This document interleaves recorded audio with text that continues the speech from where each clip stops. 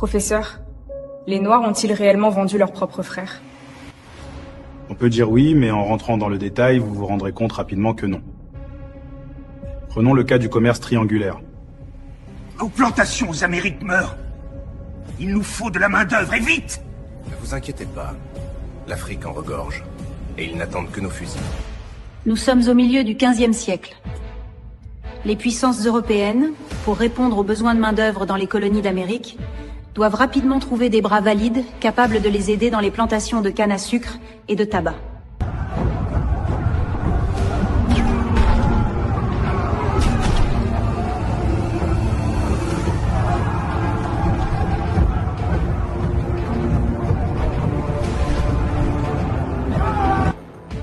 Pendant ce temps, en Afrique, les tribus et les royaumes se livraient à des guerres de conquête territoriale classiques. Les prisonniers de guerre étaient soit sacrifiés aux divinités, soit exécutés, soit soumis aux travaux forcés à l'intérieur du royaume. Dans certains États comme le royaume du Dahomey ou l'Empire Ashanti, des prisonniers de haut rang étaient sacrifiés lors de nos coutumes pour honorer les ancêtres royaux ou apaiser les divinités. C'était la loi du sang et de la terre. La bonne nouvelle est qu'une partie des prisonniers était intégrée à la tribu victorieuse.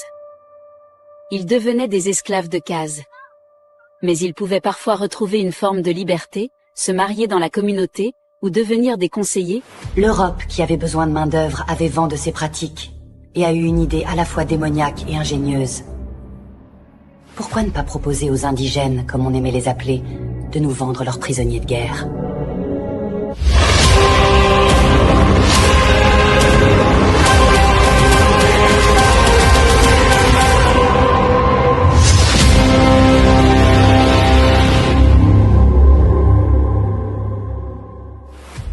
Quand les rois du Dahomey ont eu cette proposition, c'était alléchant.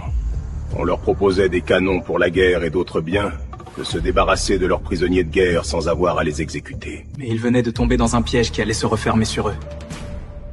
Ils ignoraient tout de l'industrie derrière le commerce triangulaire. Ce qui était considéré comme une aubaine va rapidement devenir une contrainte. Car voyez-vous, les prisonniers de guerre ne sont pas illimités. À un moment, il n'y en aura plus. Et c'est exactement ce qui s'est passé.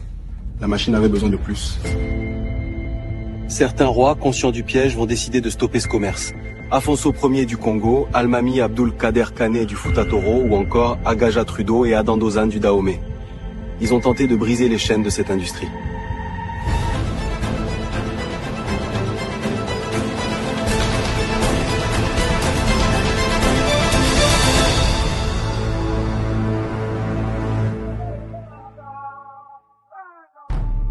Agaja a conquis les ports de Ouida et d'Alada et a fait brûler les comptoirs de traite européens. Il a envoyé des émissaires en Angleterre pour proposer un commerce fondé sur l'agriculture et l'industrie plutôt que sur les esclaves. Il voulait un autre destin. Mais c'est mal connaître les Européens. Pour un souverain africain de l'époque, refuser la traite n'était pas seulement un choix moral, c'était un suicide politique et militaire. Dites à votre roi Agaja que sans captifs, il n'y aura plus de poudre. Vous voulez nous laisser sans défense face à nos ennemis? C'est le prix de votre survie. À vous de choisir. Pendant que les Européens coupaient la vente d'armes à Agaja, ils armaient massivement le royaume voisin d'Oyo. Dahomey était devenu une proie. Il fut vaincu par Oyo, à qui il devait désormais un tribut annuel en esclaves.